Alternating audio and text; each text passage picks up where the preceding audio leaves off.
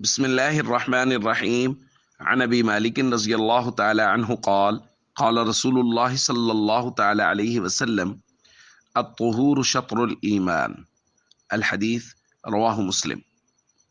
نبی کریم صلی اللہ علیہ وسلم نے ارشاد فرمایا پاکیزگی نصف ایمان ہے. دوستو، یہ بڑی اصولی حدیث ہے کہ نبی کریم صلی اللہ علیہ وسلم نے پاکیزگی کو نصف ایمان قرار دیا ہے. طہارت ظاہری اور باطنی دونوں طرح کی پاکیزگی کو شامل ہے. لہٰذا اعضائے ظاہرہ کو نجاست ظاہرہ سے پاک کرنا بھی طہارت ہے اور اعضائے باطنہ کو نجاست باطنہ سے پاک کرنا بھی طہارت ہے. اب ظاہرہ اعضائے ظاہرہ میں ہمارے ہاتھ ہیں، چہرہ ہے، پورا جسم ہے، بدن ہے جو ظاہری طور پہ ہے، تو اس کو پاک کرنا وضو کی شکل میں، غسل کی شکل میں، اگر کوئی نجاست ظاہری طور پہ لگ گئی ہے اس کو زائل کرنا، یہ بھی طہارت ہے.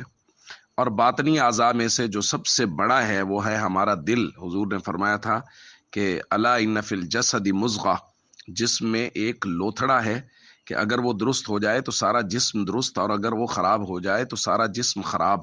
اور حضور نے فرمایا تھا الا وہی القلب، خبردار وہ دل ہے. تو یہ اعضائے باطنہ میں سے دل، اس کے لیے ضروری ہے کہ یہ نجاست باطنہ سے، نجاست باطنہ کی کئی قسمیں ہیں. وہ حسد ہے، وہ کینہ ہے، وہ تکبر ہے، وہ بغض ہے، اور سب سے بڑی نجاست وہ کفر اور شرک ہے.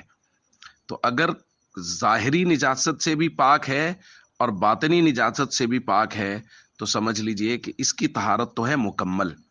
اور اگر ظاہری طہارت تو حاصل ہے، ظاہری طور پہ اچھے صاف ستھرے کپڑے پہنے ہوئے ہیں، لیکن دل ناپاک ہے، دل میں حسد ہے، تکبر ہے، بغض ہے، کینہ ہے، عناد ہے، تو اس کا مطلب ہے دل پاک نہیں ہے.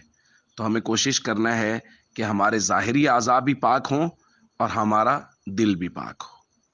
السلام علیکم ورحمۃ اللہ وبرکاتہ.